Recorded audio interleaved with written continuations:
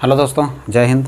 हम लोग RS अग्रवाल नवीन अंगनी पढ़ रहे थे और इसमें पार्ट 15 हो गया था। आज हम लोग को पार्ट 16 पढ़ना है, ठीक है। और पार्ट 15 में हम लोग क्वेश्चंस पढ़े थे 63 तक। आज हम लोग को 64 से पढ़ना है। और 64 जो आज का प्रश्न आपका है वो है इकाई अंक ज्ञात करना। ये इकाई अंक ज्ञात करने वाला है। इकाई अंक ज्ञात करने का थ्योरी भी मैं पहले आपको बता दिया हूँ, ठीक है। लेकिन फिर भी मैं रिपीट कर दे रहा हूँ थ्योरी को। लेकिन आप यदि नए हैं तो पीछे थ्योरी देख लें, आपको पूरा क्लियर हो जाएगा। क्योंकि जब वो थ्योरी बताए थे उस समय बहुत सारे क्वेश्चंस भी मैं बताया था, तो वहाँ पे ज़्यादा क्लियर होगा। लेकिन फिर भी थ्योरी में बता देता हूँ। तो देखिए, इकाई अंक ज्ञात करने के लिए 64 नंबर क्वेश्चन है, वहाँ से हम लोग को बनाना है। तो सबसे पहले मैं बताता हूँ। देखिए, किसी भी सम संख्या 2 हो गया, किसी भी सम संख्या 2, 4, 6, 8, ठीक है। 2, 4, 6, 8 किसी भी सम संख्या का घात 4 हो, किसी भी सम संख्या का घात यदि 4 हो या तो घात 4 से डिविजिबल हो, तो उसके इकाई का अंक हमेशा कितना होते हैं? तो 6 होते हैं। ये आपको याद रखना है। किसी भी विषम संख्या 1, 3, 5 तो नहीं, 5 का घात कुछ भी हो उसका इकाई का अंक 5 ही होगा। 1, 3 हो गया, 7 हो गया, 9 हो गया। किसी भी विषम संख्या का घात 4 हो उसका इकाई का अंक हमेशा कितना होता है? तो 1 होता है। और देखिए, 1 हो गया, 5 हो गया, 6 हो गया और 0 हो गया। इनका घात कुछ भी हो उसका इकाई का अंक वही रहता है। 1 का घात कुछ भी, इकाई का अंक 1 होगा। 5 का घात कुछ भी, इकाई का अंक 5 होगा। 6 का घात कुछ भी, इकाई का अंक 6 होगा। 0 का घात कुछ भी, इकाई का अंक 0 ही होगा। देखिए, अब मैं एक चीज़ बताता हूँ आपको। सबसे पहले इसके बारे में हम लोग समझते हैं। देखें, घात 4 क्यों निकाल रहे हैं, ये भी आपके माइंड में बहुत सारे चीज़ें चल रहा होगा कि घात 4 ही क्यों निकाल रहे हैं, वो भी मैं आपको बता रहा हूँ, सब क्लियर कर रहा हूँ। तो देखिए, जितने भी इकाई का मान है, जितने भी इकाई का मान है, पावर 4 के बाद हमेशा रिपीट होता है। वो कैसे होता है वो भी मैं आपको बताता हूँ। तो जैसे देखिए, 3 के घात 1 लिखा आपने, 3 के घात 2 लिखा, 3 के घात 3 लिखा, 3 के घात 4 लिखा। अब देखें, 3 के घात 1, 2, 3, 4 लिख दिया। 3 के घात 5 लिखा तो ये रिपीट हो जाएगा यहाँ से, क्योंकि आपने इसमें 4 का भाग लगाया। 4 के भाग लगाया तो शेष कितना बचेगा? 1 बचेगा। तो 3 के घात 5 को हम लोग बोलेंगे 3 के घात 1। 3 के घात 6 लिखा, 6 में 4 का भाग लगाया, शेष कितना बचा? तो 2 बचा। तो 3 के घात 6 को हम लोग 3 के घात 2 बोल सकते हैं। 3 के घात आपने 7 लिखा, 4 के भाग लगाया तो यहाँ क्या बचा? 3 बचा। 3 के घात 8 लगाया, ठीक है, 4 का भाग लगाया। और किसी भी विषम संख्या के घात में यदि 4 का भाग लग जाए तो उसका इकाई का अंक क्या होगा? घात 4 होगा। और इकाई का अंक हमेशा कितना होगा? 1 होगा। और पावर हमेशा 4 होगा। और इसको सॉल्यूशन करेगा तो इकाई का अंक 1 ही आएगा, क्योंकि 3 को 4 बार लिखेंगे। अब देखें, 3 को 3 बार लिखेंगे तो 3 के 3 बार लिखेंगे। 3 का घात क्यू है तो 3 का क्यूब 27 होता है। 27 में इकाई का अंक कितना होता है? 7। अब इसमें 3 का घात 2, 9 इकाई का अंक होगा। 3 के घात 1, 1 इकाई का अंक होगा। तो इस टाइप से आपको समझ में आया होगा। 4 के बाद पावर हमेशा रिपीट होता है, हमेशा घात है वो 4 के बाद रिपीट होता है। और किसी भी सम संख्या, किसी भी विषम संख्या का घात यदि 4 से कट जाए उसका इकाई का अंक 1 होगा। और किसी भी सम संख्या का घात यदि 4 से कट जाए उसका इकाई का अंक 6 होगा। आपको याद रखना है। चलिए, अब जैसे ए वाला है इसको समझते हैं। 1 के घात कुछ भी लिख दे उसका इकाई का अंक कितना होगा? 1 ही होगा। 5 के घात कितना भी लिख दे उसका इकाई का अंक 5 ही होगा। 6 के घात कितना भी लिख दे इकाई का अंक 6 ही होगा। और किसी भी 0 का घात कुछ भी लिख दे इकाई का अंक 0 ही होता है।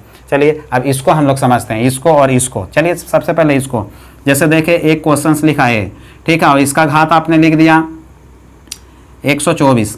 यदि घात 4 से कट रहा है तो 4 से कट रहा है। 4 से कटने का नियम, 4 से कटने का नियम फिर से मैं बताता हूँ। 4 से किसी भी संख्या को काटने का नियम, लास्ट के 2 अंक 4 से कटना चाहिए, या तो लास्ट में 2 शून्य हो तो वो संख्या 4 से कट जाता है। तो लास्ट के 2 अंक यहाँ पे 24 है, 4 से कट रहा है 24, तो ये 4 से कट गया। और किसी भी कोई भी घात यदि 4 से कट जाए और यदि इकाई का अंक हो विषम संख्या, और विषम संख्या का घात यदि 4 से कट जाए तो उसका इकाई का मान हमेशा 1 होता है। आपको याद करवाया हूं मैं। तो 3 के घात 4 लिख देना, उसका मान क्या लिख दोगे? 1 लिख दोगे। तो इस प्रकार से इसको देखो, यदि किसी भी सम संख्या का घात 4 हो या तो किसी भी सम संख्या का घात 4 से डिविजिबल हो उसका इकाई का अंक हमेशा 6 होगा। जैसे देखो, एक क्वेश्चन लिखा 1, 7, 3, 8 यहाँ लिख दिया, और यहाँ पे लिख दिया आपने 1, 2, 8 लिख दिया।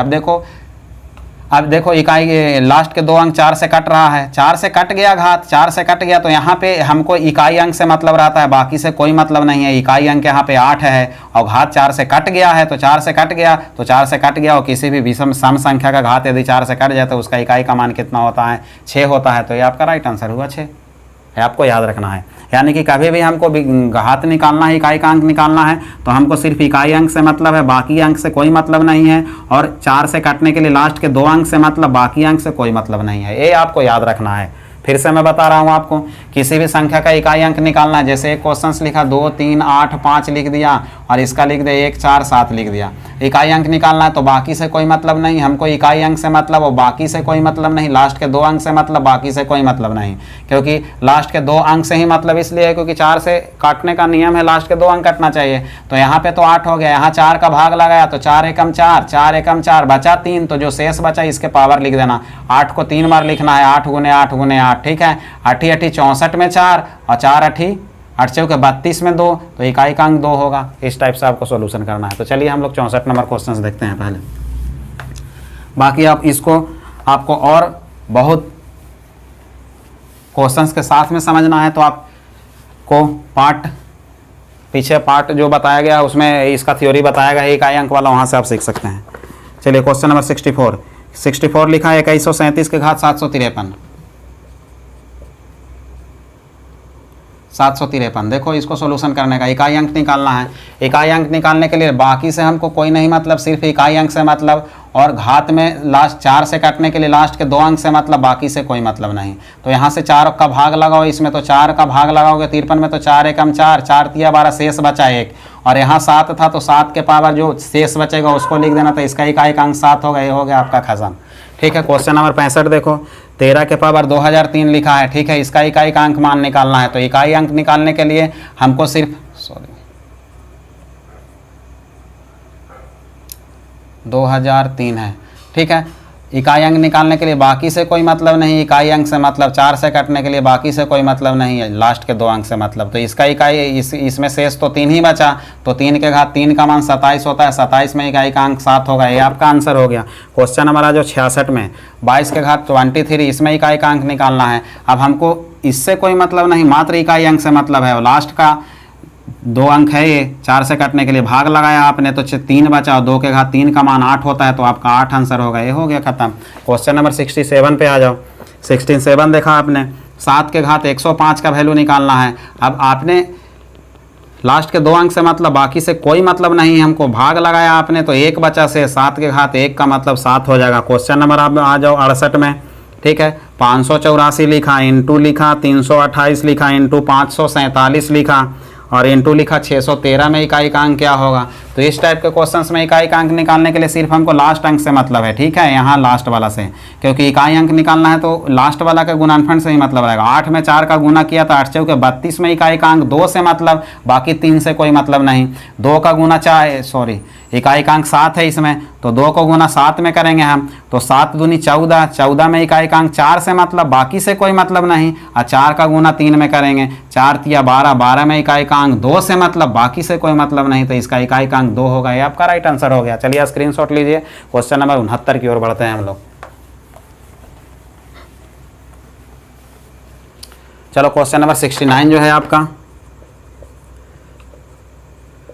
5627 लिखा है, इसके घात 153 कर दिया, इंटू 671 के घात 72।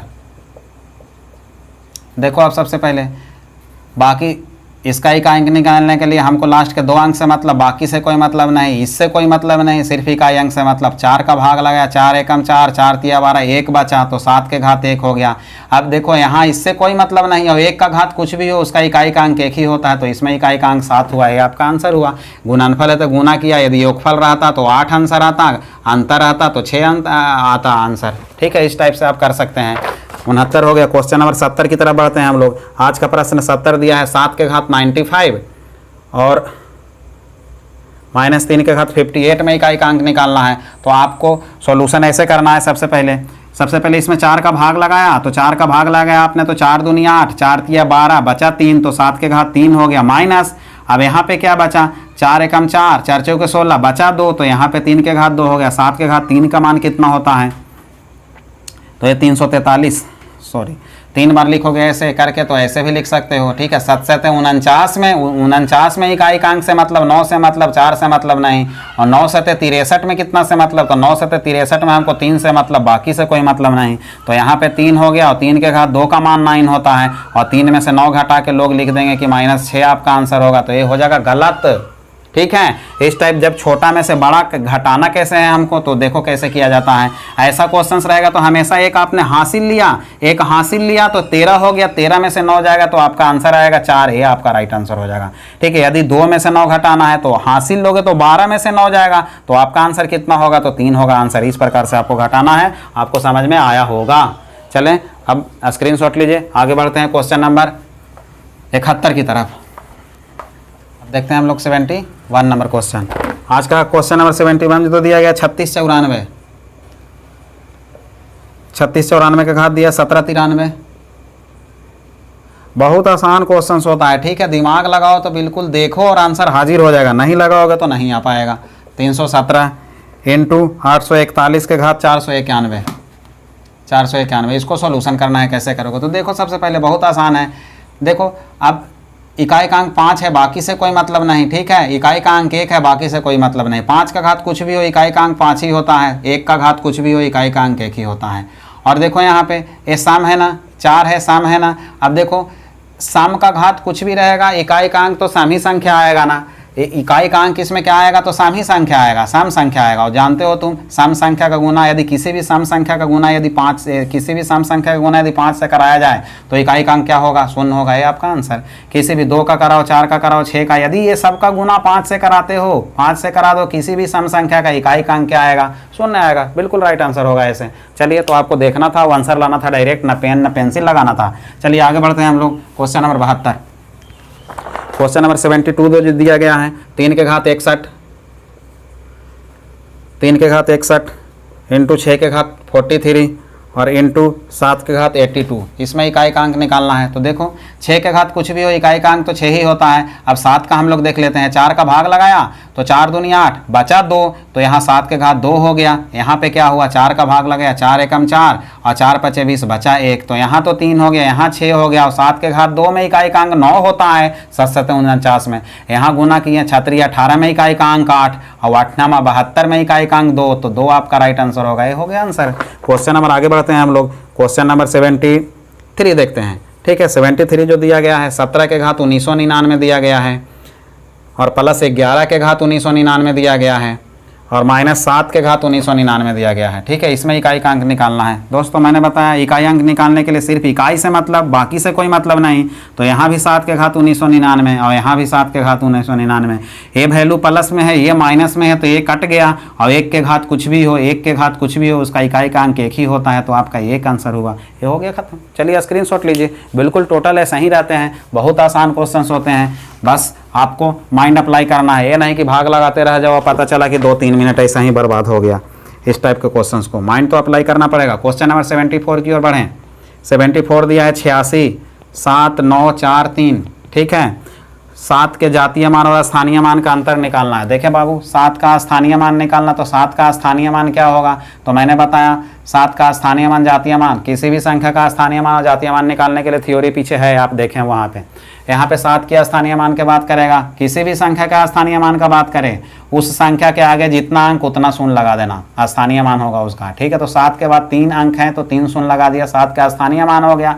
जातीय मान की बात करेगा, जिस संख्या का जातीय मान की बात करेगा वही उसका आंसर होगा। तो 7 के स्थानीय मान तो ये होगा, तो 7 के जातीय मान 7 होगा, 8 का जातीय मान 8 होगा, 9 का जातीय मान 9 होगा।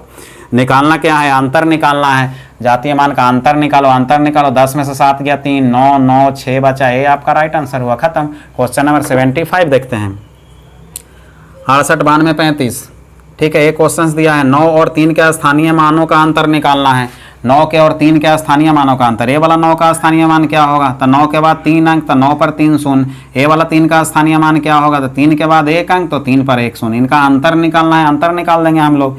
चलें, ये 0 हो गया, 10 में से 3 गया, 7 बचा, ये 9 बचा, ये 8 बचा, ये आपका क्वेश्चन का आंसर हुआ। 79, 89, 70, ये आपका राइट आंसर हुआ। चलिए ठीक है दोस्तों, क्वेश्चन नंबर 76 जो है आज हम लोग देख रहे हैं। तो 76 में देखिए, 76 का क्वेश्चन दिया, यदि ए तथा बी पूर्णांक हो और जहाँ बी है ना वो 0 से बड़ा हो, जिधर मुंह कूड़ा उधर बड़ा का साइन होता है, तो बी है ना 0 से बड़ा हो, तो दो पूर्णांक q तथा r ऐसे होंगे कि एक कंडीशन दिया है, चार ऑप्शंस दिया है, चारों में कौन कंडीशन फॉलो कर रहा है, तो फॉलो कराते हैं पहले हम लोग। तो देखिए मैंने आपको एक चीज़ बताया था जब थ्योरी पढ़ा रहा था, तो यहाँ पे भाग हम लोग जब लगाते हैं तो इसको भाज्य बोलते हैं और इसको क्या बोलते हैं, भाजक बोलते हैं। ठीक है, इसको क्या बोलते हैं, भागफल बोलते हैं। यहाँ पे जो भी वैल्यू आता है उसको, और कटने के बाद नीचे वैल्यू आता है उसको हम लोग शेषफल बोलते हैं। और यहाँ से फार्मूला एक क्या बनता है, तो ये भाज्य बराबर भाजक गुने भागफल और धन शेषफल होता है। मैंने आपको बताया हूँ पहले भी। तो चलिए इसको लिख देते हैं हम लोग, ये भाज्य बराबर भाजक गुणित भागफल और धन क्या होता है, शेषफल। चलिए अब कौन सा ऑप्शन हमारे इस फार्मूला को सेटिस्फाइड कर रहा है वो देख लेते हैं हम लोग। तो देखिए यदि यहाँ पे हम चलेंगे तो ए भाज्य होगा, ठीक है, तो ए यदि भाज्य होगा तो यहाँ भाज्य लिख देते हैं, और भाजक गुने भागफल हो गया, भाजक बी होगा, भागफल क्यू होगा, तो भाजक बी लिख दिए, भागफल को क्यू लिख दिया हम लोगों ने, और शेषफल क्या होगा, तो ए वाला आर हो जाएगा शेषफल। अब देखिए एक बात पहले समझना, बढ़िया से समझना। देखो यहाँ पे भाग लगाओगे, ये तुम्हारा हो गया भाज्य, ए हो गया भाज्य, ए हो जाएगा भाजक, ए हो गया भागफल और ए हो गया क्या, शेषफल। देखो बाबू, ये जो शेषफल होता है ना हमेशा या तो शून्य के बराबर होता है या तो शून्य से बड़ा होता है, यही चीज होता है। लेकिन ये जो भाजक है, भाजक से बड़ा कभी नहीं हो सकता शेषफल, क्योंकि बड़ा होगा तो भाग लग जाएगा ना, तो बड़ा कैसे होगा, ये समझदार हो आप। ठीक है, तो ये जो आर है ना हमेशा छोटा होगा, किससे, ये वाला बी से। एक कंडीशन है, और है बिल्कुल कंडीशन समझ में आ भी रहा है। तो चले अब हम लोग देखते हैं ये वाला कंडीशन को फॉलो कर रहा है कौन सा, पहला ऑप्शन देखते हैं। ए क्या है, भाज्य है, तो भाज्य मिल गया। भाजक बी है, भाजक बी मिल गया। भागफल क्यू है, भागफल क्यू मिल गया। तो भाज्य बराबर भाजक गुने भागफल और धन शेषफल, शेषफल आर है, शेषफल आर मिल गया। लेकिन कंडीशन को, ये वाला कंडीशन को फॉलो कर रहा है कि नहीं वो पहले देख लेते हैं। तो बोलता आर का मान जो है ना शून्य के बराबर, ये इक्वल या तो शून्य से बड़ा होना चाहिए, तो बिल्कुल है। तो हम तो जानते हैं ना इसका मान है जो शेषफल है आर, ये क्या होगा, तो या तो शून्य के बराबर या तो शून्य से बड़ा होगा, लेकिन बी से बड़ा कभी नहीं होगा, बी से हमेशा छोटा होगा। तो चलें अब बोलता है ना आर जो है ना बी से हमेशा क्या होगा, छोटा होगा, ये बोला और हम लोग ये बात बोल भी रहे हैं, तो वो चीज कंडीशन को ये वाला ऑप्शन फॉलो किया है, तो हमारा राइट आंसर ऑप्शन ए होगा। बाकी आगे देखने की कोई जरूरत ही नहीं पड़ा, बात हुआ खत्म। ठीक है, ऐसे भी हम लोग जानेंगे इस कंडीशन पर यदि सेट करोगे, क्योंकि बोला गया है कि ये जो r है ना जीरो है और जीरो के बराबर है और बड़ा है जीरो से, तो यानी कि वो शेषफल होगा r। ठीक है, अब ये भाज्य हो जाएगा, ये हो जाएगा भाजक, ये हो जाएगा भागफल। अब ये वाला फार्मूला पर हम लिखेंगे तो भाज्य बराबर भाज्य ए है, भाज्य बराबर भाजक गुने भागफल। ठीक है, तो भाजक तुम्हारा बी है, भागफल क्यू है और धन शेषफल होता है, तो प्लस r कर देंगे, तो ये भी तो आ गया ना। कंडीशन क्या बनेगा, तो r है ना, r है जीरो के इक्वल और बड़ा है। ठीक है, जीरो के इक्वल या तो जीरो से बड़ा आर हो सकता है, और ये बी होगा हमेशा आर से क्या होगा, तो आर से हमेशा बड़ा होगा बी। इस कंडीशन को फॉलो कर रहा है, यहाँ बना भी है। तो दोनों मेथड से मैंने, दोनों तरीका से मैंने आपको समझा दिया। चलिए अब आप स्क्रीनशॉट लीजिए, आगे हम लोग बढ़ते हैं क्वेश्चन नंबर 77 की तरफ। बहुत आसान है, ये ग्रुप डी और एनटीपीसी का जो पेपर है, एग्जाम का डेट दिया है, उसके लिए बहुत इंपॉर्टेंट है। मैं आपको बता देता हूँ, ये जो मैं नंबर सिस्टम चालू किया हूँ, जितना भी अभी मैथ का वीडियो अपलोड किया हूँ ना, उसको यदि कंप्लीट आप देखते हैं तो मान लीजिए अभी कि अभी जितना मैं अपलोड किया हूँ ना, उतना ही मैं 50% मैं वादा करता हूँ कि 50% मैथ आप बना देंगे। ठीक है, और नंबर सिस्टम से ऐसे भी 4 से 5 क्वेश्चन आते हैं हर एक पेपर में, और जो कि मैं पूरा क्लियर किया हूँ। थ्योरी देखिए आप, बहुत चीज़ मैं बताया हूँ आपको। तो चलिए 77 में देखते हैं। 77 जो आज का क्वेश्चन है, बोलता है यदि ए तथा बी दो वास्तविक संख्याएं ऐसे हों कि ए बी बराबर 0 हो। ठीक है, ए बी बराबर 0 हो। क्वेश्चंस देखिए आपका स्क्रीन पर दिखाई दे रहा है। ठीक है, ए बी बराबर 0 हो, तो 0 होने के लिए बोला जा रहा है 4 गो ऑप्शंस दिया है। पहला में ऑप्शंस दिया है आपको, पहला ऑप्शंस में दिया है ए बराबर 0 तथा बी बराबर 0। दूसरा ऑप्शंस दिया गया है ए बराबर 0 अथवा बी बराबर 0, अथवा बी बराबर 0, अथवा दोनों में से प्रत्येक 0।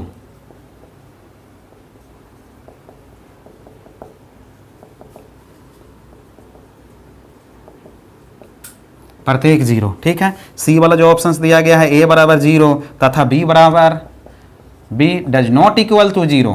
ठीक है, डी वाला ऑप्शन है ना, डी वाला है बी बराबर 0 तथा ए डज नॉट इक्वल टू 0 है। बाबू अब ए बी बराबर 0, इसका मतलब क्या होता है ए गुने बी बराबर 0 कब होगा, ये अपने को दिमाग लगाना है, इतना सिंपल है। ठीक है, तो ए देखो इनके इसको सॉल्यूशन करने पर 0 कितने कंडीशन में बनेंगे, तो देखो ना जब ए बराबर 0 रखेंगे और यहाँ पे 0 का गुना कराओगे तुम, अब देखो ए को 0 रखोगे और 0 का गुना किसी भी संख्या में कराओगे तो उसका मान 0 होगा, तो ये कंडीशन तो बनेगा।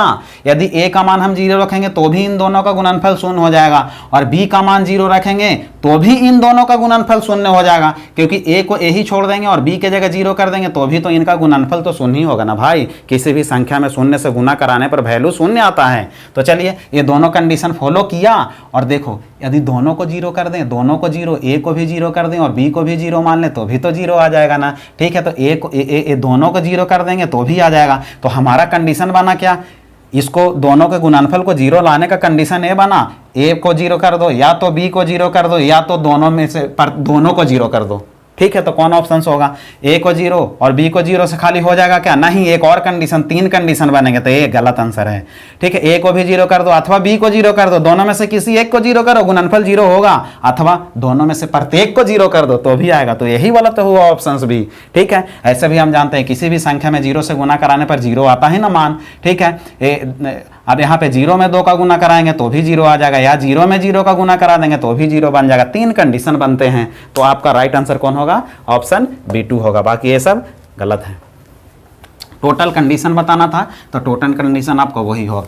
चलें आगे बढ़ते हैं, 77 हो गया, क्वेश्चन नंबर 78 पे आते हैं। और नोट्स जरूर बनाइए आप, नोट्स नहीं बनाएंगे तो प्रॉब्लम होगा। सबसे छोटी अभाज्य संख्या कौन सी है बताना है। देखो बाबू, अभाज्य संख्या के बारे में मैंने आपको बहुत चीज़ बताया हूँ, पूरा तोड़ के रख दिया हूँ अभाज्य संख्या को। आप जाके देखिए, आप थ्योरी का जो मैं बताया हूँ ना, थ्योरी का पार्ट बताया हूँ ना, उसमें देखिए प्ले लिस्ट में जाकर नंबर सिस्टम में 101 हो गया, 997 हो गया, ठीक है, 1001 हो गया, 9973 हो गया। देखो सबसे पहले इसका कहानी क्या होता है।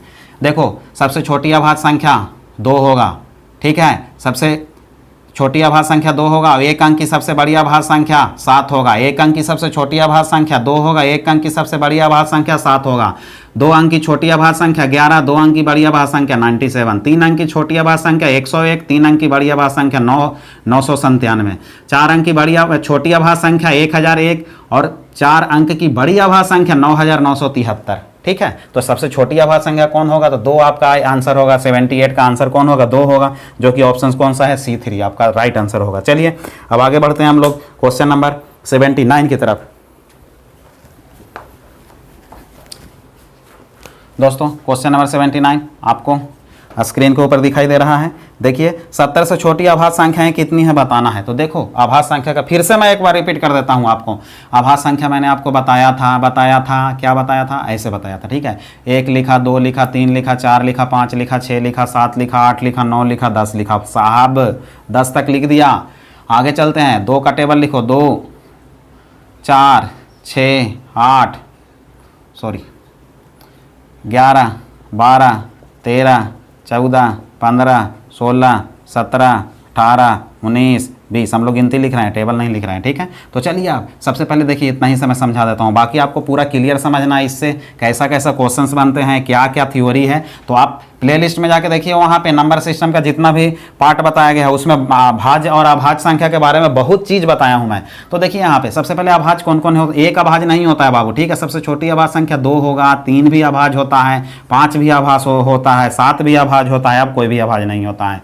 ठीक है, 11 अभाज्य होता है, 13 अभाज्य होता है, फिर आपको 17 अभाज्य होता है, 19 अभाज्य होता है। तो 1 से लेके 10 तक कितने अभाज्य मिले, 1 2 3 4 अभाज्य मिले। अब 11 से लेके 20 तक कितने अभाज्य मिले, यहाँ भी 4 अभाज्य मिले। तो हम ऐसे अब याद करेंगे, 44 22 32 23 21। ठीक है, यानी कि 1 से 10 तक, 11 से 20 तक, 21 से 30 तक, ऐसे करके है। ठीक है, अब अभाज्य संख्या अभाज्य संख्या किसी को याद नहीं रखता है, याद करने में बहुत प्रॉब्लम होता है। आज मैं उसका तोड़ बताया हूँ, इससे अब कभी भी प्रॉब्लम नहीं होगा। और जितने भी भाज्य और अभाज्य संख्या के क्वेश्चन आएंगे सब आप कर पाएंगे, अभी मैं तुरंत बता रहा हूँ आपको। तो देखिए आपका क्वेश्चन 79 में ये है कि 70 से छोटी कितनी अभाज्य संख्याएं हैं। तो तो 70 से छोटी यानी कि 7 तक, पहला, दूसरा, तीसरा, चौथा, पांचवा, छठा, सातवां, यहां तक हमको काउंट कर लेना है। ठीक है, तो 4 गो है, 1 से 10 तक में 4 अभाज्य संख्या है, तो 4 4 8, 8 और 2 10, 2 12, 12 3 15, 15 और 2 कितना हो गया 17, 17 और 2 19 हो गया। तो कितना हो गया 70 से छोटी अभाज्य संख्या कितना होगा, तो 19 से आपका राइट आंसर हुआ, खत्म। आपको समझ में आया होगा। चलिए अब क्वेश्चन नंबर 79 हो गया, 78 9 हो गया, 80 में देखते हैं। ठीक है, 80 क्वेश्चन नंबर 80 है, 50 से 90 के बीच सभी अभाज्य संख्या के योग ज्ञात करें। अब देखो 50 से 90 के बीच में कितने अभाज्य संख्या है, सभी का योगफल निकालना है। ठीक है, हम निकाल देंगे, बहुत आसान है। देखो अब तुम जानते हो 1 2 3 4 5। ठीक, अब देखो सबसे पहले 50 से 90 तक कहता है, तो 50 से 60 तक कितने होंगे से हम लोग देख लेते हैं। 1 2 3 4 5। ठीक है, ये 5 हो गया, यानी कि 50 तक है, 50 से 60 तक चलेंगे तो ये 2 ही अभाज्य संख्या मिलेगा। 90 तक चलना है तो ये हो गया, ये हो गया, और आपको यहाँ तक चलना है यानी कि 90 तक। ठीक है, तो चलो 50 से 60 तक चलेंगे, 50 से 60 तक चलेंगे तो यहाँ पे कौन कौन अभाज्य संख्या होते हैं, तो 2 अभाज्य संख्या होते हैं। तो कौन कौन होते हैं, तो 53 और 59 होता है। ठीक है, 53 और 59 हो गया। चलो बाबू अब हम चलेंगे कहाँ से, तो 61 से चलेंगे कहाँ तक, तो 70 तक चलेंगे। 61 से 70 तक चलेंगे तो कितना अभाज्य संख्या होंगे, तो तुम्हारा 61 भी हो जाएगा और तुम्हारा 67 भी हो जाएगा। 2 होता है क्योंकि हम जानते हैं पहले 2 फिर 2, अगले बार 3 होगा। ठीक है, 71 से आप 80 तक चलेंगे तो 3 अभाज्य संख्या होता है। कौन कौन अभाज्य संख्या होगा, तो चलें अब 71 हो जाएगा, उसके बाद 73 हो जाएगा, उसके बाद 79 हो जाएगा, 3 अभाज्य संख्या हो गया। चलो आप कहाँ तक चलोगे, सॉरी ये 80 तक था।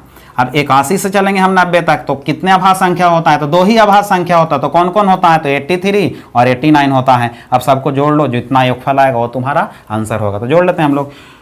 चलो 9 3 12, 12 और 9 होगा 21, 21 और 3 होगा 24, 24 और 1 25, 25 और 7 होगा 32 और 1 33, 33 और 9 होगा 42, 42 और 3 होगा 45, 45 के 5 हासिल हो गया आपका 4, 5 5 10 और 4 14, 14 और 6 20, 20 और 6 26, 26 और 7 हो गया आपको 33, 33 और 7 हो गया 40, 40 7 47, 47 और 8।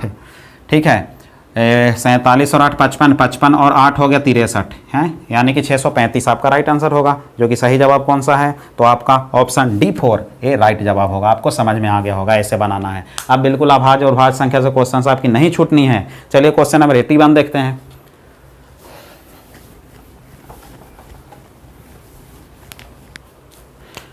प्रश्न 81 जो आज का दिया गया है वो है 110 से 120 के बीच कितनी अभाज्य संख्या है निकालना है। 110 से 120 के बीच में कितनी अभाज्य संख्या आपको निकालना है। ठीक है, तो पूरा टोटल लिख देते हैं हम लोग। चलो 110 से 120 के बीच, तो यानी कि 119 तक चलना है भाई।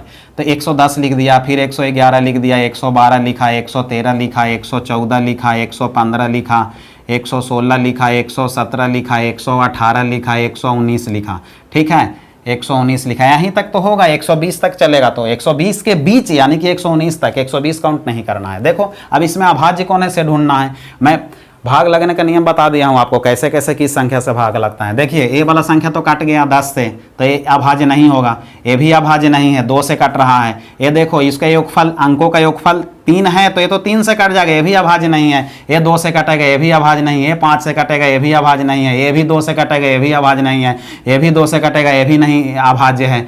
और ठीक है, अब चलिए 117, 13 17 से होता है। आपको 13 में 9 का गुना करेंगे तो 13 17 से, ये भी कट गया। ठीक है, ये भी अभाज्य नहीं है। तो चलो अब बाकी बच गया 119 और 113। ये दोनों में हमको समझ में नहीं आ रहा है कि अभाज्य है कि नहीं। तो हम कैसे चेक करेंगे, चेक करना मैं बताता हूँ पहले। देखो 113 को चेक करो, हमको ये बताओ चेक करने का, अभाज्य संख्या चेक करने का नियम मैं बता रहा हूँ। ठीक है, जस्ट आगे वाला क्वेश्चन भी इसी पे बनेगा, आप ध्यान देना। तुम ये बताओ कि जस्ट ऐसी संख्या बताओ जिसका वर्ग 113 से बड़ा है। तो हम जानते हैं कि 12 का वर्ग होता है 144 और 11 का वर्ग होता है 11 से 121। तो ये तो 11 के वर्ग से छोटा है। जस्ट किस संख्या के वर्ग से छोटा मैं बोल रहा हूँ, तो 11 के वर्ग से छोटा है। ठीक है, ये समझ में आ गया, ये 12 नहीं होगा। 11 के वर्ग से छोटा, तो 11 के पहले के जितने भी अभाज्य संख्या है ना उसको लिखिए आप। 11 के पहले के अभाज्य संख्या 2 है, 3 है, 5 है, 7 है, और 11 के पहले 11 नहीं लिखना है, 7 तक। अब यदि जितना भी अभाज्य लिखे हो ना, इतना से यदि ये संख्या कटता है तब तो भाज्य होगा। और नहीं कटता है तो अभाज्य होगा। और फिर इसके बाद ऐसी कोई संख्या भी नहीं होगा जिससे ये कट जाए, कटेगा तो मात्र इतना ही से, अन्यथा किसी से नहीं। ठीक है, तो चलो 2 से तो कट नहीं रहा है, 3 से तो कट नहीं रहा है, 5 से तो कट नहीं रहा है, 7 से चेक करते हैं। 7 एकम 7 बचा 4, ये हो गया 43। 7 से भी नहीं कटा, किसी से नहीं कटा, तो ये अभाज्य होगा। हमारा आंसर क्या होगा? 113 ही होगा। ठीक है, बाकी एक किससे कट रहा है वो यदि चेक करना है तो कैसे चेक करोगे उसको भी बता रहा हूँ। जैसे देखो 119 है, कितना के वर्ग से अधिक है? तो ये तो तुम बोलोगे ना 11 के वर्ग 121 होता है, 121 से तो है। ठीक है, 11 के वर्ग से छोटा है। 11 से पहले क्या अभाज्य संख्या लिखो, तो यही तो है, यही वाला। ठीक है, 2 है, 3 है, 5 है और 7 है। चलो 2 से भी नहीं कटा, 3 से कटा क्या? 9, 2, 11 नहीं कटा, 3 से भी नहीं कटा, 5 से भी नहीं कटा। 7 से देखते हैं, 7 एकम 7 बचा 4, हो गया 49। और 7 7 49, 7 से कट गया, तो ये भाज्य होगा और अभाज्य 113 होगा। तो आपका राइट आंसर 113 होगा। ऐसे चेक करना है। क्वेश्चन नंबर 82 देखिए, बिल्कुल सेम है, सिंपल है। क्वेश्चन नंबर 82 देखिए, आपको स्क्रीन पर दिखाई दे रहा है। 82 में है, निम्नलिखित में से कौन सी एक अभाज्य संख्या है चेक करना है। ठीक है, 4 गो ऑप्शन दिया गया है। पहला ऑप्शन 161 है, दूसरा ऑप्शन से है 221, 221 हो गया, 373, 447, सॉरी 437 है। ठीक है, चेक करना है, अभाज्य चेक करना है। बाबू देखो 161 है ना, कितना के वर्ग से अधिक है? ठीक है, तो तुम जानते हो ना 13 का वर्ग होता है, कि 13 का वर्ग कितना होता है? 169 होता है। ठीक है, ये 161 है तो 13 के वर्ग से ही तो है छोटा। तो 13 से पहले क्या अभाज्य संख्या क्या होगा? 2 होगा, 3 होगा, 5 होगा, 7 होगा और 11 होगा। ठीक है, अब देखते हैं 2 से कटेगा क्या? तो 2 से कटने के लिए इकाई का अंक सम होना चाहिए, नहीं कटेगा। 3 से कटेगा का? 3 से कटने का नियम है अंकों का योगफल 3 से कटना चाहिए, तो 6 और 2 8 हुआ, 3 से भी नहीं कटेगा। 5 से कटने के लिए इकाई का अंक 0 या 5 होना चाहिए, नहीं कटा। 7 से काट के देखते हैं, 7 दूनी 14 बचा 2, संख्या हो गया इकाई, 7 से कट गया, तो इसीलिए भाज्य है, अभाज्य नहीं है। ठीक है, तो ये भाज्य है, अभाज्य नहीं है, ये हमारा आंसर नहीं होगा। 221 पे चलते हैं। अब देखो कितना के वर्ग से अधिक, तो हम जानते हैं कि 16 का वर्ग तो 256 होता है ना, 15 का वर्ग 225 होता है, 15 के वर्ग से अधिक है, 15 का वर्ग होता है 225। ठीक है, 225 से छोटा है ये, तो 15 के पहले अभाज्य संख्या कौन कौन होगा? तो 2 होगा, 3 होगा, 5 होगा, 7 होगा, 11 होगा और क्या होगा? 13 होगा। 2 से नहीं कटा, 3 से नहीं कटा, 3 2 2 4 1 5, 5 से नहीं कटा, 7 तिया 21, 7 से नहीं कटा, 11 से नहीं कटा, 13 से देखते हैं, 13 एकम 13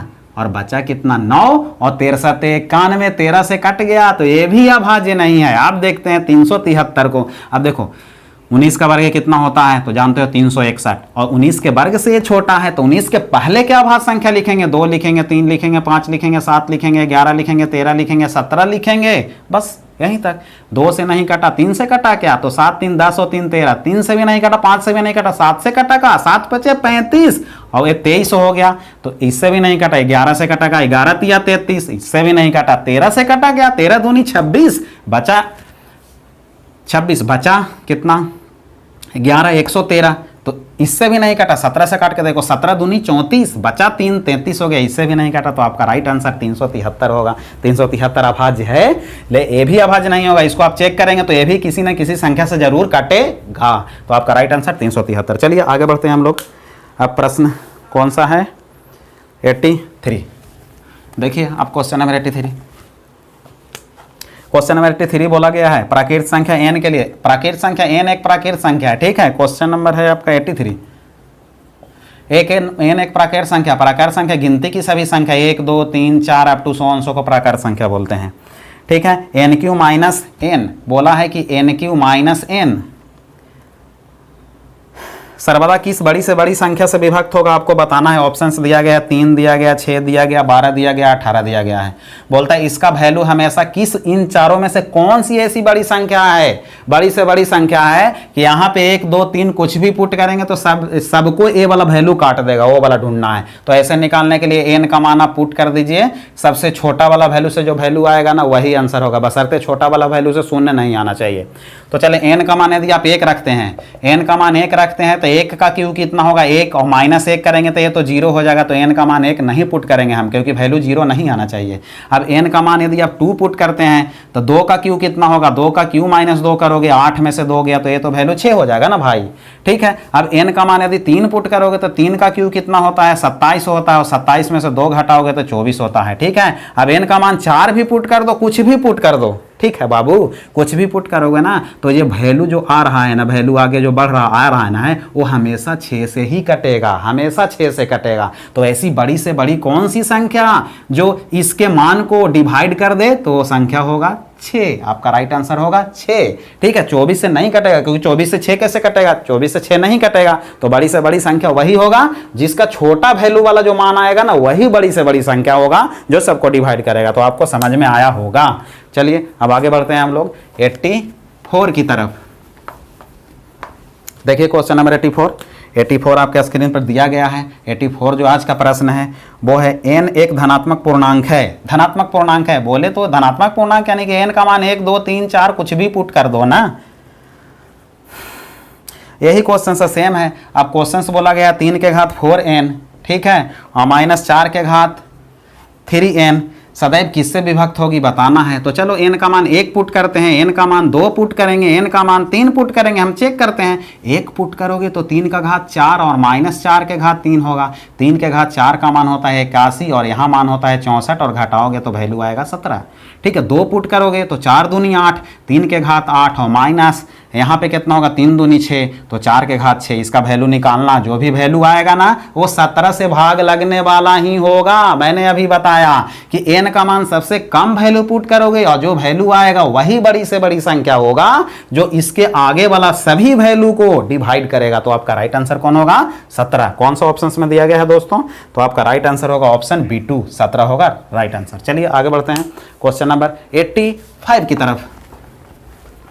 आज का प्रश्न जो 85 दिया गया है आपका वो है बहुत इंपॉर्टेंट क्वेश्चन है, बहुत क्वेश्चन इंपॉर्टेंट है। ठीक है, 127 के घात कितना लिखा है, 127 के पावर 127 लिखा हुआ है। फिर लिखा 97 के पावर 127 लिखा हुआ है, 127 लिखा हुआ है, एक टर्म दिया है। ठीक है, दूसरा टर्म दिया है 127 के पावर 97 दिया है। ठीक है, प्लस 97 के पावर 97 दिया है। एक क्वेश्चन दिया गया है।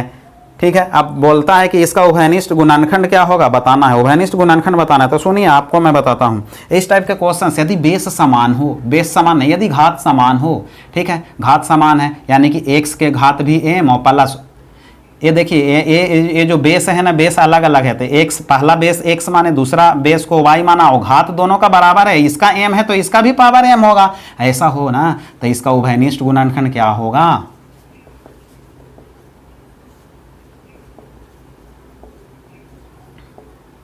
उभयनिष्ठ गुणनखंड होगा ना x प्लस y होता है, आप याद रखना। ठीक है, इन दोनों के बेस को जोड़ दोगे क्योंकि यहाँ भी बेस 127 और 97, यहाँ भी बेस 127 और 97 और दोनों को घात भी सेम है, सेम यहाँ भी है घात, यहाँ भी सेम है घात। तो हमारा उभयनिष्ठ गुणनखंड x प्लस y होगा। x का मान है 127 और y का मान है कितना 97 है। इन दोनों को ऐड कराएंगे आप तो आपका राइट आंसर क्या आएगा, तो 7 7 14 के 4 हासिल 1 और 9 2 11 1 12 के 2 हासिल 1 224। ये आपका राइट आंसर हो गया। खत्म क्वेश्चन, बहुत आसान थे। तो आपका राइट आंसर होगा ऑप्शन D4, 224। ऑप्शन D4 आपका राइट जवाब है। चलिए आगे बढ़ते हैं क्वेश्चन नंबर 86 देखते हैं। जो प्रश्न 86 दिया गया है बाबू वो है यदि n एक प्राकृत संख्या हो तथा 10 के घात n-1 के अंकों का योग 4701 हो। देखो समझना बहुत इंपॉर्टेंट है। 10 के घात n-1 इसके अंकों का योग जो है ना वो कितना है 4707 है, अंकों का योगफल है। ठीक है, और n एक प्राकृत संख्या है तो n का मान हम 1 2 3 4 अप टू सो कुछ भी पुट करना है। क्वेश्चंस को बढ़िया से समझना देखना। अब यदि n का मान 1 पुट करते हो यहाँ पे, यदि n का मान 1 पुट करते हो तो 10 के घात n-1 का मान कितना आएगा, तो 1 पुट करोगे तो ये तो 10 ही हो जाएगा। 10 में से 1 जाएगा तो कितना बचेगा बउआ, तो आप बोलोगे ऐसे कर दो ना, यहाँ पे n का मान 1 पुट करोगे, ठीक है, इसमें तो 1 पुट करोगे तो 10 के घात 1 का मान 10 - 1 बराबर 9 आएगा। अब n का मान 2 पुट करोगे तो 10 का वर्ग कितना होगा, तो 100 होगा और 100 में से 1 घटाओगे तो कितना आएगा, तो 99 आएगा। तो इस प्रकार से n का मान 3 पुट करोगे तो 3 बार 9 आएगा। n का मान 4 पुट करोगे तो 4 बार 9 आएगा। ठीक है, अब क्वेश्चंस क्या किया गया है, तो कहा गया ये है कि n का मान हम क्या पुट करें कि ऐसे जो वैल्यू आ रहे हैं ना और ये सब 9 को हम जोड़ेंगे तो जोड़ने के बाद हमारा वैल्यू आना चाहिए 4707, ये आना चाहिए। क्वेश्चन समझ में आया होगा। चलो फिर से क्वेश्चंस मैंने बोला 9 को कितने बार लिखा जाए, 9 को कितने बार लिखा जाए कि उसका योगफल 54 होगा, बताइए। तो आप बोलोगे 9 को कितने बार लिखा जाए कि उनका योगफल 54, तो 9 6 का 54 होता है। आप बोलोगे 9 को लिखेंगे हम 6 बार, 9 को कितने बार लिखेंगे, 6 बार, तो एक फल आएगा 54। उस प्रकार से क्वेश्चन से किया गया है, इसका मान तो 9 होता है। अब क्वेश्चन से किया गया है कि n का मान हम क्या रखें, n का मान क्या रखेंगे कि उसका वैल्यू तो 9 9 9 करके आएगा और सबको जोड़ेंगे तो योगफल इतना आना चाहिए। तो आपका राइट जवाब कैसे आएगा, तो बहुत आसान है, क्वेश्चंस पहले समझो। तो मैंने बोला 9 को कितने बार लिखोगे कि योगफल 54 आएगा, तो ये 6 बार तुमने देख लिया क्योंकि क्वेश्चन सिंपल था तो आपने बता दिया 6 बार, लेकिन ये 6 आया कैसे, तो योगफल है 54 और योगफल में आपने 9 से भाग लगा दिया तो ये 6 आया था, 6 बार लिखेंगे, ये आपका राइट आंसर था। तो उसी प्रकार से ये भी क्वेश्चन है, योगफल कितना है 4707 है, ठीक है। 9 से भाग लगा देंगे तो पता चल जाएगा कि हम 9 को कितने बार लिखेंगे।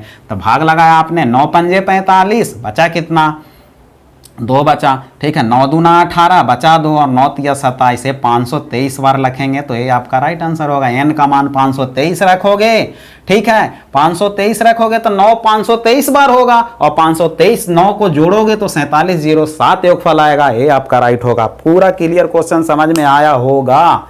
चलिए अब आगे बढ़ते हैं क्वेश्चन नंबर 87 की तरफ।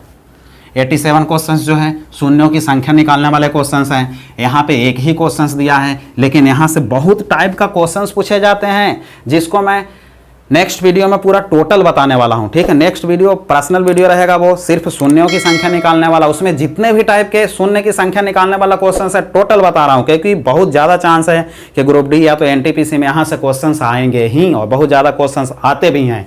तो चलिए यहाँ मैं सिंपल चैप्टर चल रहा है तो यहाँ पे जो क्वेश्चंस दिया है उसी को सिर्फ बता देता हूँ। 87 पे आ जाइए। क्वेश्चन नंबर 87 जो आपका दिया गया है वो है संख्या 1 गुने 2, 1 से लेके 100 तक लिखा है, ठीक है। 1 लिखा, 2 लिखा, 3 लिखा, 4 लिखा, गुणनफल है भाई। चलो गुणनफल है तो यानी कि 1 गुने 2 गुने 3 गुने 4, ठीक है, गुने अप टू 100 गुने 98 गुने 99 गुने 100, ठीक है। अब यहाँ से बोला जा रहा है कि इसको गुना किया जाए तो गुणनफल के दाईं ओर अंत में शून्य कितनी होंगी, बताइए, ठीक है। तो देखो मैं पहले मेथड से बताता हूँ, उसके बाद फिर ट्रिक से बताऊंगा। ट्रिक से आप पेपर में कैसे करोगे वो भी मैं बताऊंगा, क्योंकि बहुत इंपॉर्टेंट क्वेश्चन है। चलो तो पहले मेथड से देखो बाबू, जब भी शून्य बनेगा तो शून्य 5 से बनता है। 5 का गुना यदि किसी भी सम संख्या में करा दो शून्य बन जाएगा। 5 का गुना किसी भी सम संख्या में करा दो शून्य बन जाएगा, लेकिन 5 का गुना तुम विषम संख्या में कराओगे तो कभी भी शून्य नहीं बनेगा, ये ध्यान रखना, ठीक है। जैसे मैंने लिखा 2 के घात 3 लिखा गुने 5 के घात 4 लिखा, बोलेंगे शून्यों की संख्या कितने होंगे बताइए इसके गुणनफल में। तो शून्यों की संख्या देखो 2 और 5, बेस हमेशा 2 और 5 रहेगा तभी शून्य बनेगा, अन्यथा नहीं बनेगा। और इन दोनों में से जिसका घात कम होगा उतना ही शून्यों की संख्या होगा। तो 2 के घात 3 है, 5 के घात 4 है, कम घात किसका है, 2 का, कितना है 3 है, तो इसके गुणनफल में शून्यों की संख्या कितना होगा, तो 3 होगा। इस टाइप के क्वेश्चन आप बना पाएंगे। देखो 2 के घात लिखा 10 गुने 5 के घात लिखा 4 गुने 3 के घात लिखा 2, इसके गुणनफल में शून्यों की संख्या निकालें, क्या होगा। तो हम जानते हैं कि शून्यों की संख्या के लिए मात्र 5 और 2 के गुणनफल में ही बनेंगे, हमको इस 3 से कोई मतलब नहीं है। अब गुणनफल 5 और 2 ये दोनों बेस है, दोनों में जिनका घात कम होगा उतना ही शून्यों की संख्या होगा। तो यहाँ पे 10 घात है, यहाँ पे 4 घात है, तो कम 4 है, तो इसमें शून्यों की संख्या कितना होगा, तो 4 होगा। ये आपका राइट आंसर होगा, ठीक है। यदि क्वेश्चंस कर दिया जाए 1 गुने 3 गुने 5 गुने 7 गुने अप टू 199 तक, इसके गुणनफल में शून्यों की संख्या ज्ञात करें, कैसे करेंगे बताइए आप। तो हम देख रहे हैं ये विषम है, इसमें सम है ही नहीं, तो 5 का गुना जब तक सम में नहीं कराएंगे जब तक शून्य तो आएगा ही नहीं, तो इसमें शून्यों की संख्या तो होगा ही नहीं, बिल्कुल एक भी शून्य नहीं होंगे। आपको समझ में आया होगा ये भी क्वेश्चंस। चलिए अब आगे बढ़ते हैं, हम लोग इस क्वेश्चंस की तरफ बढ़ते हैं। चलिए बाकी पूरा क्लियर यदि करना है तो आप वीडियो देखिए, बहुत टाइप है उसमें, 15-20 टाइप के क्वेश्चंस बताऊंगा जहां से आप पूरा क्लियर कर पाएंगे। तो चलिए इसमें देखिए, सबसे पहले हम लोग मेथड से देखते हैं, मेथड से कैसे शून्य निकल रहा है वो पहले देखो। तो देखो बाबू, सबसे पहले देखो 5 वाला से बनेगा, 5 से बनेगा, 10 से बने, 5 हो गया, 15 हो गया, 25 हो गया, ठीक है। उसके बाद आपको 35 हो गया, उसके बाद 45 हो गया, उसके बाद 55 हो गया, उसके बाद 65 हो गया, उसके बाद 75 हो गया, उसके बाद 85 हो गया, उसके बाद 95 हो गया। यहाँ से शून्य बनेगा। और दूसरा कहाँ से बनेगा? तो 10 से बनेगा, 20 से बनेगा, 30 से बनेगा, 40 से बनेगा, 50 से बनेगा, 60 से बनेगा, 70 से बनेगा, 80 से बनेगा, 90 से बनेगा, और किससे बनेगा भैया? 100 से बनेगा। ठीक है। यहाँ शून्यों की संख्या कितना होगा? 1 होगा, क्योंकि देखो ना 1 से लेके 100 तक में सम तो बहुत ज़्यादा संख्या होंगे ना, क्योंकि 5 का गुना सम से कराने पर शून्य बनता है। तो 5 का गुना किसी भी सम 2 से करा देंगे तो शून्य बन जाएगा, 5 दूनी 10। लेकिन सम संख्या तो बहुत ज़्यादा है, 4 है, 8 है, 10 है, 12 है, 16 है, बहुत ज़्यादा है। तो हमको 2 से तो कोई दो की कमी तो है ही नहीं, 2 से मतलब ही नहीं है, 5 से मतलब है और 10 से। तो चलिए यहाँ पे 1 शून्य बनेगा, यहाँ पे भी 1 शून्य बनेगा। यहाँ देखो, यहाँ 15 में कितने 5 हैं? तो 15 में 5 गुने 3 लिखेंगे, 1 ही 5 तो बना। लेकिन 25 में कितने 5 हैं? तो 5 गुने 5, 2 5 हैं, तो 2 बार शून्य बनेगा। 25 से 2 शून्य बनेगा, 35 से 1 बनेगा, 45 से 1 बनेगा। ठीक है। 55 से भी 1 बनेगा, 65 से 1 बनेगा, 75 से कितना बनेगा? 2 बनेगा। 75 से 2 कैसे बनेगा? तो 5 गुने 3 करा मैंने, 5 5 25, 25 दिया 75, 2 5, 2 शून्य बनेगा। तो 75 पे 2 शून्य बनेगा, 85 पे 1 बनेगा, 95 पे 1 बनेगा। टोटल कितना बना? तो 2 2 4, 2 6, 2 8, 2 10 और 2 12 बना। टोटल यहाँ 12 शून्य बना। यहाँ कितना बना? तो यहाँ 1 बनेगा, यहाँ 1 बनेगा, यहाँ 1 बनेगा, यहाँ 1 बनेगा। लेकिन यहाँ 2 बनेगा 50 में। क्यों? 50 का हमने लिखा 5 गुने 5 गुने 2, 2 5 है, 5 5 25, 25 दूनी 50, 2 5 है तो 2 शून्य बनेगा, बात खत्म। यहाँ 1 बनेगा, यहाँ 1 बनेगा, यहाँ 1 बनेगा, यहाँ 1 बनेगा, यहाँ 2 बनेगा। जोड़ो, 2 2 4, 2 6, 2 8, 2 10, 2 12, यहाँ भी 12। टोटल कितना शून्य हुआ? तो 12 इधर, 12 इधर, टोटल जोड़ेंगे तो 24 शून्य बनेंगे। ये आपका हुआ आंसर, मेथड। ठीक है। लेकिन और क्वेश्चन से भी दे दिया जाए, बोल दिया जाए 1 गुने 2 गुने 3 गुने अप टू 100 1000 तक, पसीना छूट जाएगा। ठीक है, बनेगा भी नहीं। अब उसका ट्रिक क्या है वो भी सुन लो। तो चलो हम लोग देखते हैं आगे, सेकेंड मेथड देखते हैं। अब देखो इसका जो ऑप्शंस कौन से है, ऑप्शंस हम लोग देख लेते हैं। तो आपका जो ऑप्शंस होगा वो होगा ए। ठीक है, 24। लेकिन बुक में 21 ऑप्शंस दिया है, C3 जो कि गलत है। सही राइट आंसर 24 होगा, ऑप्शन ए होगा 87 का। ऑप्शन ए राइट आंसर है। ठीक है, बुक में गलत आंसर दिया है, आप सुधार लीजिएगा। चलिए अब इसका हम लोग मेथड देखते हैं, डायरेक्ट पेपर में हम लोग कैसे करेंगे। आपको समझा दिया मैंने, माइंड खोल दिया हूँ। चलिए सबसे पहले क्या करना है ना, कभी भी शून्यों की संख्या निकालना हो तो लास्ट वाला पे जाना। लास्ट वाला संख्या कितना है? 100 है। उसमें 5 का गुना भाग लगाना, हमेशा बहुत आसान है, बहुत लॉलीपॉप है। ठीक है, 5 का भाग लगाना याद हो गया होगा। 5 का भाग लगाना, 5 का भाग लगाना, जब तक 5 का भाग लगाना जब तक कि भागफल जो है ना, जब तक कि भागफल है 5 से छोटा ना आ जाए। 5 से छोटा 4 आ जाए, 3 आ जाए, 2 आ जाए, और 5 से बड़ा आएगा तो भाग लगाते जाना, लगाते रहना। 5 से भाग लगाया आपने, 20 बार में लगा। भागफल जो आया 5 से बड़ा ही है, अभी भी छोटा नहीं है, तो फिर से हमको भाग लगाना पड़ेगा 5 से। अब लगाएंगे तो 5 के 20 आया, 5 के 20 आया, 4 बार में लग गया। ठीक है, अब ये 5 से छोटा भागफल आ गया है, तो जैसे ही 5 से छोटा भागफल आया और इन दोनों को कर देना ऐड, आपका होगा 20 में 4 ऐड करोगे 24 जीरो की संख्या होगा। ये हुआ आपका आंसर। समझ में आया होगा, ये भी क्वेश्चन ऐसे बनाना है, कर लोगे। चलो बहुत आसान है, आगे चलते हैं 88 नंबर की तरफ। देखिए क्वेश्चन से आपका 88 बोला गया कि भाग की एक क्रिया में भागफल, भाजक और शेषफल दिया, भाज्य निकालना है। देखो सबसे पहले हम लोग जानते हैं ना यार, कितना बताऊं यार। चलो ये भाज्य होता है। ठीक है, यहाँ पे हम लोग देते हैं भाजक होता है। ठीक है, इधर भागफल होता है और इधर क्या होता है तो शेषफल होता है। सूत्र क्या होता है? सूत्र हम जानते हैं, भाज्य बराबर ए भाजक गुने भागफल और धन शेषफल। तो हमने लिखा भाज्य बराबर भाजक गुने भागफल और धन लिख दिया शेषफल। ठीक है, वैल्यू लिखिए, वैल्यू दिया है, भाज्य का मान कितना दिया, भाज्य निकालना है सही बाबू। भागफल दिया है 403 और भाजक दिया है 100, भाजक दिया 100, भागफल दिया 403। ठीक है, प्लस शेष कितना दिया है तो शेष दिया 58। इनका गुना करें, जोड़ें, आंसर आ जाएगा। ठीक है, तो बस खत्म तो हो गया यार। ये 403 में गुना करोगे इसको तो 403 पर 00 और 00 करोगे तो यही ना हुआ 403 5 8 है, यही तो आंसर होगा। खत्म हो गया। 89 नंबर देखिए, क्वेश्चन नंबर 89। ये क्वेश्चन नंबर था आपका 88। ठीक है। 89 देखिए,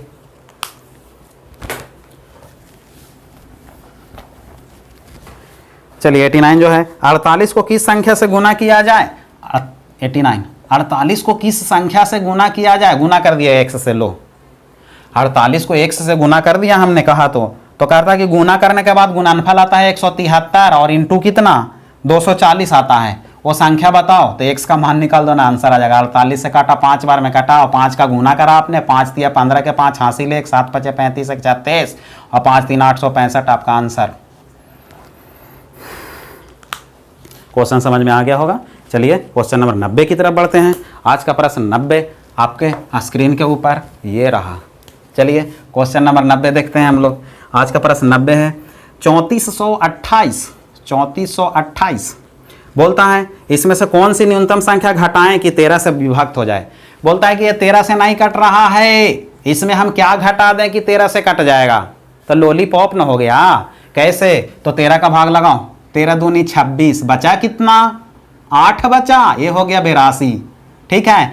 13 छक्का 78, बचा कितना 4, ये हो गया 48। 48 नहीं कटता है 13 से, तो 48 के पहले कौन सी संख्या 13 से कटता है, तो 13 तिया 39, ठीक है। 13 तिया 39, 39 कटता है, 39 से कितना ज्यादा है, तो 9 ज्यादा है। तो इसमें 9 यदि घटा दिया जाए तो 39 आ जाएगा, फिर 13 से कट जाएगा, क्या घटाया 9, तो आपका राइट आंसर 9 होगा। ये हो गया खत्म, ठीक है। तो 90 का राइट आंसर कौन है, आपका ऑप्शन ई, जो कि राइट आंसर क्या होगा 9 होगा। ई में इनमें से कोई नहीं, तो सही जवाब 9 होगा। बाकी यदि करना है तो भाग भी लगा के कर सकते हैं आप। 13 से आपने भाग लगाया, 13 दूना का 26 लिखा, आया 8, ये हो गया 82, 13 छक्का 78 हो गया, बचा 4, ये हो गया 48, 13 39 हुआ, बचा कितना 9 शेष। तो ये शेष जो बचा वही आपका राइट आंसर होगा, तो ये 9 आंसर खत्म। ऐसे है। तो बस आज के लिए इतना ही। बाकी एनटीपीसी और ग्रुप डी के लिए पूरा मैं जोर से लगा हुआ है, बिल्कुल कन्फर्म। आप सभी वीडियो देखिए, करंट अफेयर्स का वीडियो भी लगातार मैं डाल रहा हूं, ठीक है। एडवांस करंट अफेयर्स भी डालते जा रहा हूं, फिजिक्स भी मैं अपलोड करने वाला हूं वीडियो, सदिश और अदिश राशि का, क्योंकि नोमेरिकल ज़्यादा क्वेश्चंस पूछे जाएंगे। और मैंने जो नोमेरिकल आपको बताया हूं मात्रक और बीमा में, वो यदि आप कर लोगे ना बाबू, तो मैं बता दे रहा हूं आपको 20% नोमेरिकल और 20% साइंस, बिल्कुल 100% क्लियर हो जाएगा। 20% तुम कहीं भी देख लेना जिस मेथड से बताया हूं, यदि आपको मिल जाएगा वो मेथड और उस तरीका मिल जाएगा उतना बेस्ट, तो फिर मेरे को बताना आप, ठीक है। आप कहीं भी ढूंढ लेना, ठीक है। इस प्रकार से जितने भी चैप्टर हैं फिजिक्स के, टोटल चीज मैं ऐसा ही कराने वाला हूं। मैथ भी हर एक सब्जेक्ट कराने वाला हूं, रीजनिंग भी बहुत जल्द लाने वाला हूं, और बाकी के रीजनिंग अपलोड किया हुआ है, आप प्लेलिस्ट में जाकर सब चीज देखिए, तो ठीक है। बाकी आप लोग से बस यही रिक्वेस्ट है कि आप वीडियो को जितना दोस्तों के बीच में शेयर करें, चैनल को सब्सक्राइब करें, ठीक है। बाकी मैं आप लोगों के लिए लगा हूँ, ठीक है। आज के लिए बस इतना ही। नमस्कार, जय हिंद।